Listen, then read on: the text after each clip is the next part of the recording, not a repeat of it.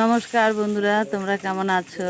আর আমি দেখো রান্না করতে চলে এলাম। আর রান্নাতে আজ পার্শে মাছ।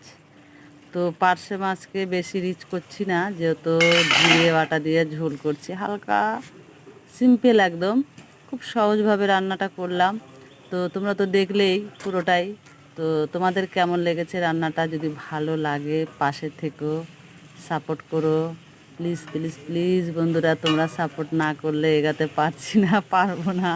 তো তোমাদের কাছে রিকোয়েস্ট, একটাই রিকোয়েস্ট, প্লিজ সাপোর্ট করবে। ভালো লাগলে পাশে থেকো। টাটা।